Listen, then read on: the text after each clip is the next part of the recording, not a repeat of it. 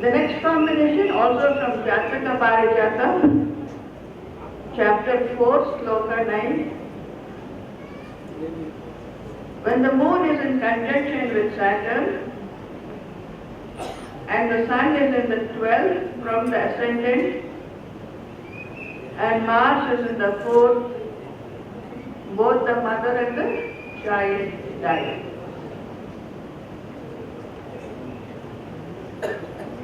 So there are three conditions in this sloka. One is moon should be in conjunction with Saturn. Sun should be in the 12th from the ascendant. Mars is in the 4th from the ascendant. But again, there is no ascendant before us, right?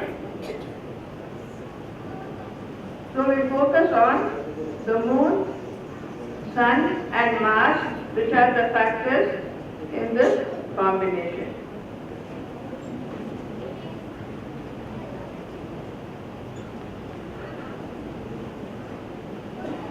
The condition number 1 is moon should be with Saturn.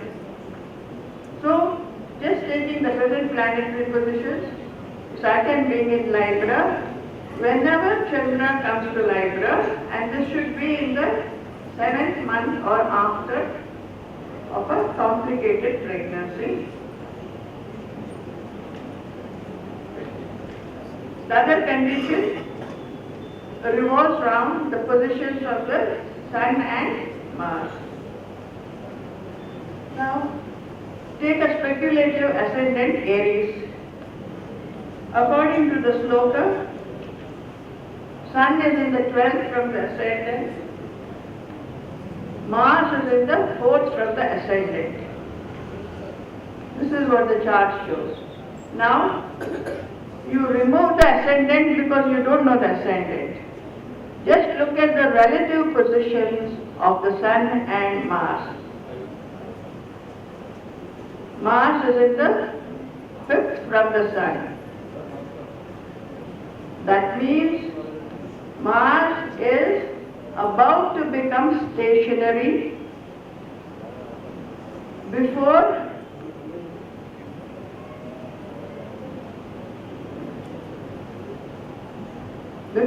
turning direct.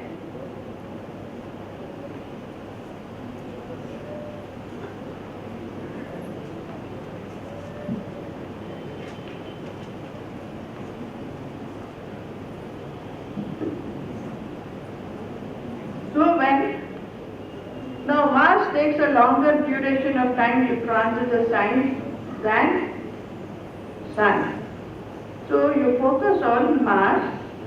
Whenever the Sun comes to the 9th from Mars, it could be a delicate period for a complicated pregnancy after the 7th month.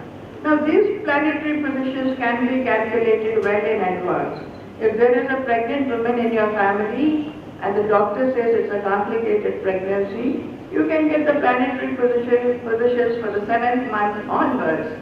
And when these positions of the Sun and Mars obtain, relative positions of the Sun and Mars obtain, and at the same time, transit moon touches or enters the sign where Gochara Shani is, it could mean an emergency condition which would call for sudden cesarean section. The moon, he will be in a sign for about 2.5 days approximately. So when the moon enters, if you consider the present planetary positions of Saturn and moon, Saturn being in Libra, and when Sun and moon are in mutual 5 and 9 positions, moon enters Libra to come into Rashi conjunction with Shani. It becomes a sensitive period for the pregnant woman.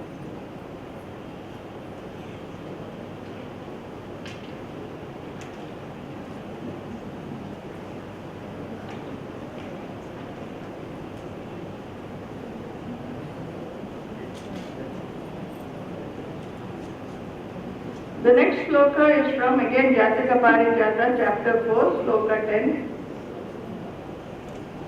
If the ascendant and the moon be devoid of aspects and be between two malefic planets, the young woman and her child die together or separately. Now the conditions required by this sloka are: ascendant should be between Papagrahas, Chandra should be in a Papakarkari yoga, neither the Lagna nor the moon should receive benefic aspects. Now again, forget about the ascendant, we don't have that vital piece of data. We focus only on the moon. So whenever moon comes under a Papakarkari yoga in Gochara, and a woman is in a difficult pregnancy and has crossed the 7th month, you should be geared for conditions necessitating a cesarean section. The next sloka, please note down the sloka carefully.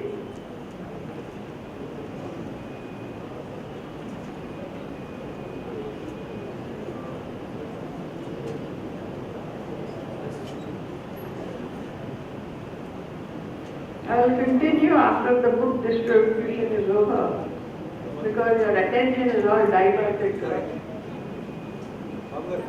Friends, shall we continue? Yes. When malefic planets occupy the 6th, 8th and the 12th from the ascendant, we all know the 6th, 8th and the 12th are Dustanas.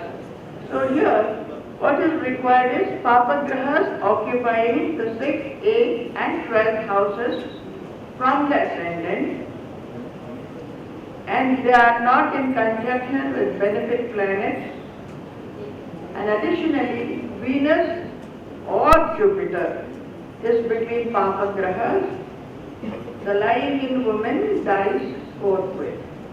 So the conditions of this sloka are: you have malefics in the 6th, 8th and 12th from the Lagna. Then these Papagrahas, they receive no benefic aspect or influence. Now, the combination is with reference to the Lagna. We don't have the Lagna. Birth hasn't taken place yet, right? So, malefic is 6th, 8th and 12th.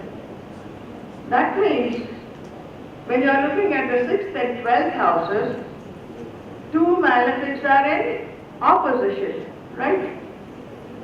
So even without the vital data of Lagna, when the sloka says the 6th, 8th and 12th houses occupied by Papagrahas, the 6th and the 12th are mutually opposite houses. It implies when there is an opposition between Papagrahas, two Papagrahas,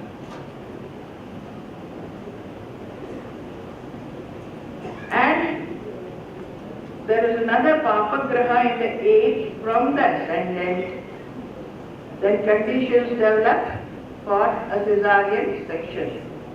Again, coming to the 8th, I'll elaborate on that because we don't have the ascendant. So, such opposition can be when Sun and Mars are in opposition. What happens? When Mars reaches the sign opposite that occupied by the Sun, for example, now the Sun is in Kumbha Rashi. If there is someone with a complicated pregnancy and she has crossed her 7th month, should Mars come to Leo when Sun is in Kumbha? Now that is already over. But speculatively, when Mars should come into the 7th from the Sun, then the woman can suffer bleeding or in other ways undergo conditions that require a C-section. So likewise, when Mars and Saturn come into opposition after the 7th month, that will be a delicate period for her. then Rahu and Mars, Ketu and Mars, Saturn, Rahu, Saturn, Ketu. But both Papa Grahas should not have a Shubha Graha either in conjunction or aspecting them. At the same time, when two Papa Grahas come into mutual opposition, and at the same time, Jupiter or Venus is in a Papa Kartri Yoga, then it becomes a serious critical period for the pregnant woman.